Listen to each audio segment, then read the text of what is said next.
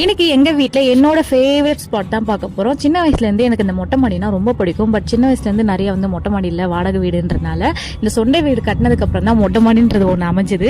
அதுவும் என்னோட ஃபேவரட் வந்து இந்த சிட்டிங் ஏரியா தான். உட்காந்துட்டு அப்படியே எங்க அண்ணாமலையாரை பார்த்துட்டு ஒரு டீயை குடிச்சிட்டு என்னோட புலம்பல்ஸ் எல்லாம் கொஞ்சம் புலவிட்டு அவரையும் கொஞ்சம் திட்டிட்டு கொஞ்சம் அப்படியே கொஞ்சிட்டு ஜாலியா என்ஜாய் பண்ணிட்டு வருவேன். அதுவும் காலையில சீக்கிரம் எழுந்தா மட்டும் தான், 8 மணிக்குள்ள எழுந்தா மட்டும் தான் அங்கே போவோம். இல்லைன்னா வெயில் செம்மையா பொழக்கும். ஸோ போக மாட்டேன். அதை முடிச்சுட்டு அப்படியே வந்து வெளியே கிளம்பலான்னு ரெடி ஆயிட்டு இருந்தேன். ரொம்ப நாள் ஆச்சு ஹேர் கட் பண்ணி. ஹேர் கட் பண்றதுனா ரொம்பலாம் இல்லைங்க, சும்மா கொஞ்சமா அந்த மொட்டை கட் பண்ணுவாங்க சொல்லுவாங்கல்ல, அதுனவோ எங்க அம்மா கையால கட் பண்ண எனக்கு முடி நீட்டா வளருதுன்ற மாதிரி ஒரு சென்டிமெண்ட்.